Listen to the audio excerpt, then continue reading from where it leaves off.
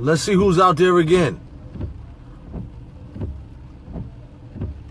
Let's see who's out there again.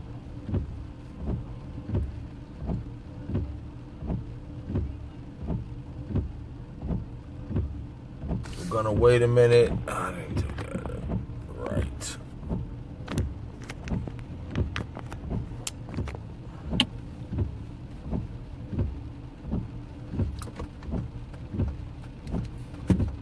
Rebecca, peace. How you doing?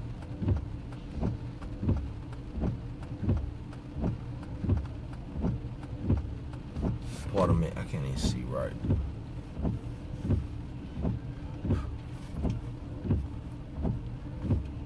Take these off.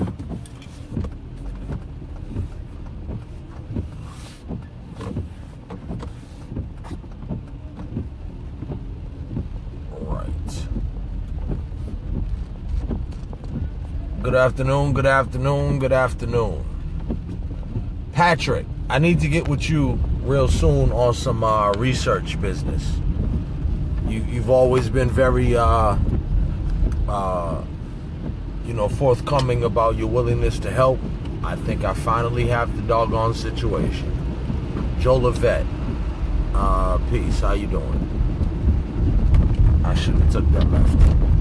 All right.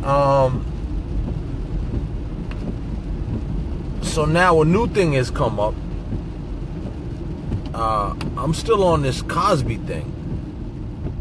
This is insane to me. Y'all don't know how. Obviously, you know from the frequency of the of the Facebook Lives. This is crazy to me. It's ridiculous. So now the new thing is women who are defending Bill Cosby, and a lot of the women. What I'm noticing, and this is just from my little Facebook thing and, public information and whatnot. Women are now defending Bill Cosby. Somebody just said on one of my posts, hey, I don't know what's going on or what have you, but I questioned a woman who went to his house 3 times and, went to his house repeatedly, and then these things happened. I don't care if you came to my house, 1,250 times. What does that mean, y'all? Let's go back to pedophilia in the church and molestation in the church. A lot of these kids who were molested in the church, they went there every Sunday. Some of them went there Wednesdays for little meetings and Fridays for prayer meet. Yo, we have so much work to do in terms of, the parameters of abuse. Well, she went there 3 times. Well, what if it's your Uncle Freddie and you're there all the time? What if it's your own, God forbid, your own father, your own whatever, the next door neighbor? The frequency of time that you're around that person does not determine if that is, like, what are we saying? So she went over his house, whoever, whatever woman, went over a predator's house multiple times, and therefore, she deserves it. What are we saying here? What are we saying here? Yo, not for nothing. Once again, let's do the whole thing. Your name's Susie. I meet you out at a club or whatever, an event, what have you. And you, me and Susie, you and I, Susie, we hit it off. Susie comes to my house, I don't know, 3 times a week for 6 months. We're cool. We're chilling. We're drinking beers. We're smoking. We're watching Netflix. Whatever. At what point do I have a right to violate her? Once again, I don't think a lot of y'all done got the thing. A woman can be halfway dressed, all the way undressed, and at some point she says, yo, I don't think this is a good idea. Or doesn't even say it. Maybe she's just knocked out. Maybe she's asleep. Do you take it while she's asleep? Yo, a lot of y'all are some sick people. And not for nothing, too.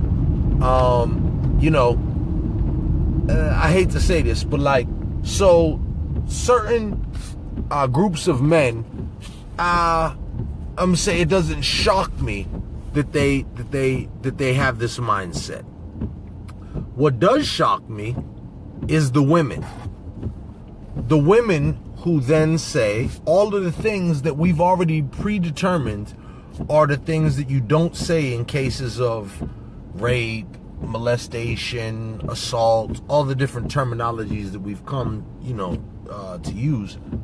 But like, you know, the whole, well, she went over his house. What time was it? She went over his house at 11 o'clock at night. Nothing, you know, if she went over there at 11 o'clock at night, she knew what it was. Or she went over there, she had a mini skirt on and a low cut. Yo, she went over there repeatedly. Man, once again, I'm gonna say, stay away from me and mine. If these are your, if this is your mentality and your state of mind, I don't rock with that, like in the smallest of forms. VCR, peace, V. VCR said, and a lot of them still rock with R. Kelly. Exactly. And we're not gonna do the whole, you know, well, what about the white man? Yo, Harvey Weinstein is a pig. Roman Polanski, Woody Allen, pigs. What do you want from me? The point is, all of these people should be publicly shamed, ostracized, and excommunicated. There is no excuse for any of them. Not nary a one. There is no excuse.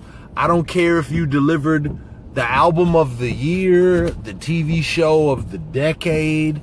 I don't care if you cured cancer, whatever. Now, like, that's a great example. Let's say you developed the cure to cancer, but you're also like some sort of pervert, pedophile, rapist type of person. Well, we'll take the cure for cancer, you know. We'll take the cure for cancer, the scientific formula that, you know, cures cancer, but we don't rock with you, though.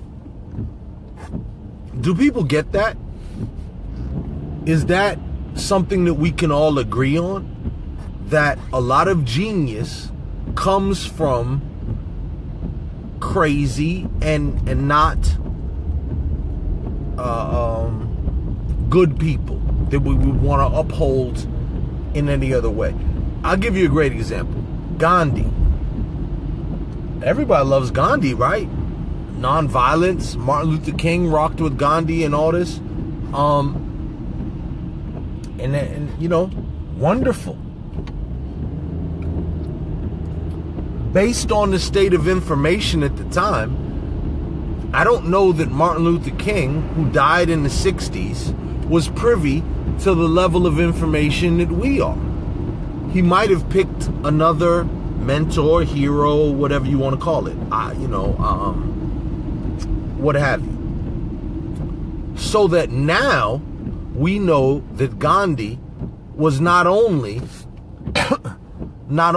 Gandhi was a person who didn't hold black people in high esteem, and spoke to the he equated the African with subhumans and animals. That's just a point of fact. Y'all go look it up. Somebody right here you just Google Gandhi black people or Gandhi Africans, Gandhi racism. Okay, you get that. Okay. A lesser known fact is that Gandhi also had a proclivity to deal with young people sexually. Let's think about that now. So Gandhi, your Prince of Peace, your guru of nonviolence and whatnot, and you can't really say it's nonviolence, can you? Because sexual violence is violence, yeah or no? Because once again, if we don't agree on that, rape,